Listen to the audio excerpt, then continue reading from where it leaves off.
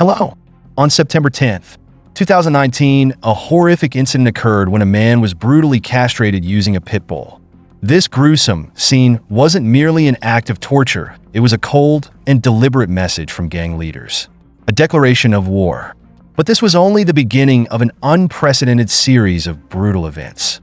On June 20th, 2020, a horrifying video went viral, spreading like wildfire across social media. It showed a man having his legs sawed off by a chainsaw. All of this unfolded after El Chapo's capture with his successor, proving to be far more ruthless. Ismael Zambada, known as El Mayo, came to power, renowned for his sadistic and meticulously planned torture tactics.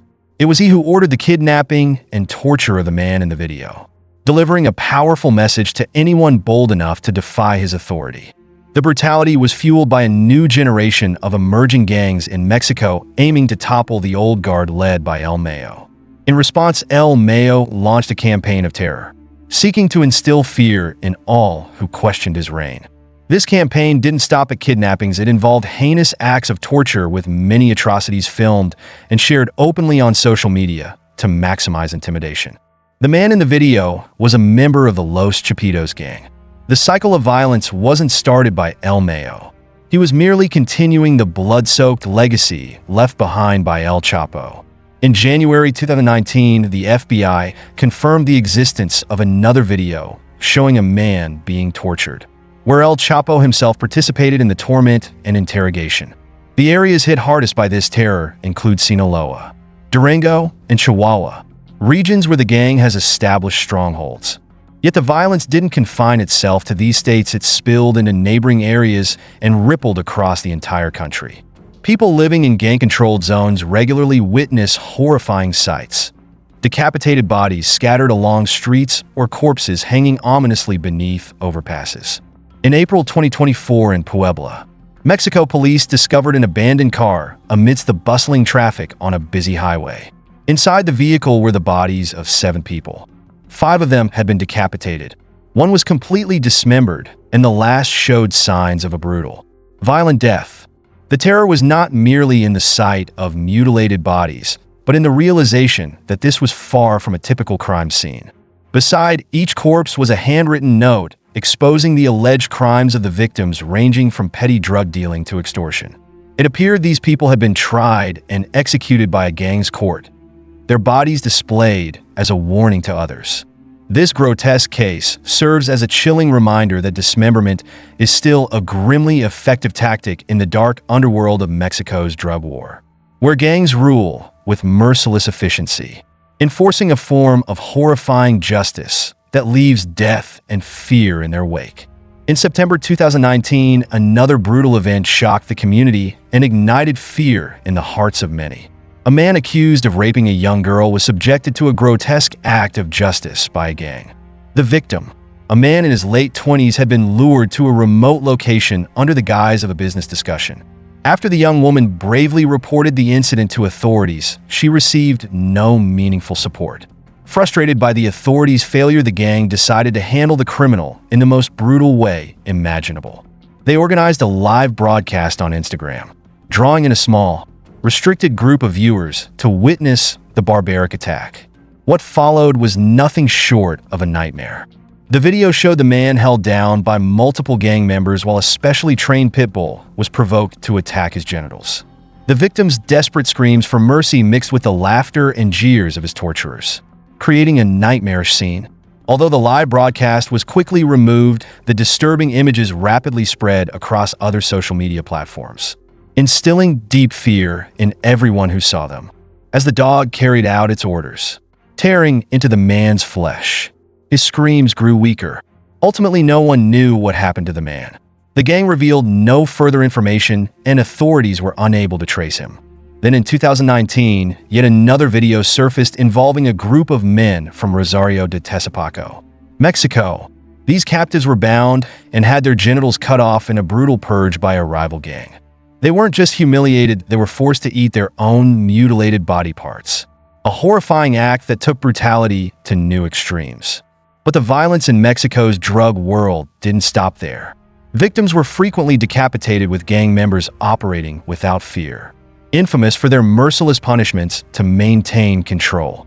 They enforced strict rules with unimaginable coldness against anyone who dared to defy them.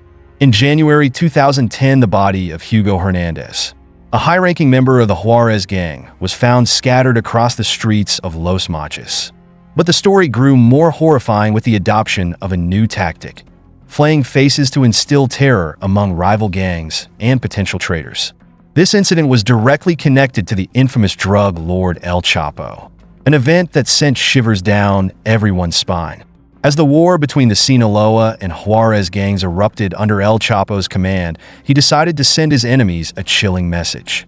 He wanted not only to assert his power, but to spread terror so profound that every adversary would be paralyzed with fear. It all began when Hugo Hernandez, a respected figure in the Juarez gang, was captured. Despite his formidable reputation, but Hernandez's pride could not save him from El Chapo's wrath. In a remote location, likely one of the gang's hidden bases, El Chapo and his loyal followers prepared for a gruesome display. A chainsaw, the weapon he'd selected for this vile act, was revved up. Hernandez was held tightly, his limbs bound as fear filled his eyes, yet he could not escape the horrific fate awaiting him.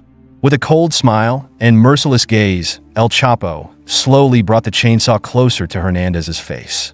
The deafening roar of the machine filled the air, causing the victim to tremble. As each strip of skin was torn away, it painted a bloody scene that no one who witnessed it would ever forget. When the skinning was complete, El Chapo didn't stop there. He meticulously stretched Hernandez's face over a soccer ball, sewing it piece by piece to create a ghastly trophy. Then he ordered his men to place this horrifying display in a public area, forcing anyone passing by to confront the brutal symbol. The horror deepened when police discovered Hernandez's face displayed in front of the Los Mochis city headquarters, the ball bearing a chilling message: "Happy New Year. This will be your last." But that wasn't all. The rest of his body was found dismembered into 7 pieces, with his torso inside a plastic bin in a desolate area, while other body parts were scattered as a grotesque warning to enemies. By July 2013, the Mexican army captured Miguel Ángel Trevino Morales, known as El Gaiso. Morales was infamous for crimes so appalling that they struck terror into anyone who heard of them. Drug cartels were already notorious for cruel torture methods, but the latest recipe was far more monstrous. A method they called cooking. This technique didn't just prolong death. It inflicted unimaginable pain on the victims. Miguel Morales, the leader of the Los Zetas cartel, was no ordinary criminal. His infamous torture method, cooking, was named after how he prepared his victims, akin to making guiso, a traditional Mexican stew.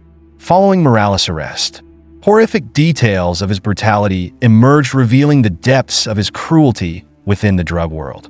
In 2010, Morales was directly responsible for the deaths of at least 72 undocumented migrants and the massacre of 193 people in the San Fernando case. Yet the true horror lay not in the number of fatalities, but in the horrific execution methods that left the world aghast. Known as Z40, Morales perfected an unspeakably cruel form of execution. He captured his victims, often cartel rivals, and subjected them to appalling torment. El Gaiso oversaw the process of placing his helpless victims inside 55-gallon barrels, where they endured excruciating deaths by being boiled or burned alive after being doused in gasoline. If water was used, victims suffered a slow, agonizing death as their skin boiled and internal organs gradually shut down. On the other hand, gasoline brought a quicker but equally agonizing death as victims burned to ashes, leaving no identifiable remains. These acts weren't merely crimes.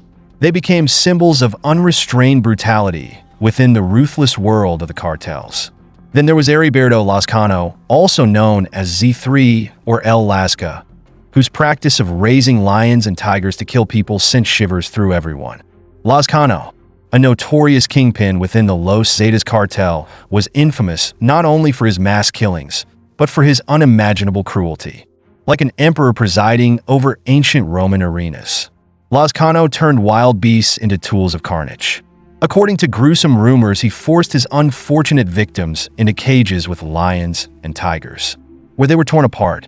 Lazcano even held terrifying shows for his close allies, Entertainment so blood-soaked, only the utterly depraved could stomach it. The use of wild animals by these criminal gangs did more than convey power, it was a clear warning. In the dark underworld, wild animals became symbols of terror and dominance, and these notorious cartels wielded them without hesitation. Pablo Escobar, for instance, once built a private zoo at Hacienda Napoles, filled with exotic animals like elephants, giraffes, and hippos. This was not only a display of his wealth, but a source of envy among rivals. Similarly, the Sinaloa cartel also embraced the trend of keeping exotic animals, especially under the leadership of Joaquin El Chapo Guzman. Although El Chapo himself didn't keep predatory animals, high-ranking members like Ismael El Mayo Zambada owned lions and tigers in their private zoos, further contributing to the cartel's violent image. After Lazcano was killed in a shootout with the Mexican army, in 2012 authorities discovered that his arsenal of torture tools wasn't limited to wild animals. He also used dogs or any deadly object he could find to torment his victims. In November 2018, Mohamed Soroya was lured into a meeting under the pretense of a drug discussion, unaware of the nightmare awaiting him. By October 2023, a gang in Cardiff was apprehended, revealing a horrifying case of abduction and torture led by Dangerous Fortune Lawson. The gang combined boiling water and sugar to inflict severe burns, but their methods didn't end there. They went as far as gouging out their victims' eyes to control and terrorize them, creating an atmosphere of pure fear. Soro, an unfortunate victim, was kidnapped outside his home in London simply because he wore a Rolex in a Snapchat photo. The gang contacted him and invited him to a supposed drug meeting, unaware of the unimaginable suffering ahead. Soro accepted only to be thrown into a horrifying ordeal. Overpowered and forced into a car, Soro was taken to a secret location where he endured 8 hours of torment. He was repeatedly stabbed, his eyes gouged out, and scalding water mixed with sugar was poured over his abdomen and other sensitive areas. After hours of agonizing pain, Lawson finally allowed him to call his family to arrange a ransom of £50,000 and the Rolex watch. Once the ransom was paid, Soro was released, but when his cousin and brother found him in a parking lot near a train station, he was in a terrible state. Unable to walk to the car due to severe pain, they rushed him to the hospital, where he spent 5 days being treated for stab wounds, burns, and cuts. 3 months later, he had to undergo surgery to repair the severe injuries inflicted by the gang. On October 27, 2023, the gruesome truth was revealed when gang leader Fortune Lawson was convicted of kidnapping, false imprisonment, and extortion involving 3 victims. He was sentenced to 25 years in prison with an additional 5 years, while other gang members also faced justice. The story of Santiago Mesa Lopez, known as El Pazolero, adds another horrifying chapter to the tragic saga of the Tijuana cartel. Arrested in January 2009, what authorities uncovered painted a dark world where violence and extremes became a way of survival. Lopez, a hitman for Teodoro Garcia Seminole, didn't hesitate to reveal to federal agents the brutal torture methods he had carried out. Lopez's confession was shocking as he described the acid bath torture method favored by the Tijuana cartel. According to him, more than 300 victims had been dissolved in acid, leaving no trace. He referred to this lethal concoction as sauce, a 200-liter drum of boiling water mixed with 2 bags of caustic soda, a highly corrosive substance capable of dissolving flesh and bone.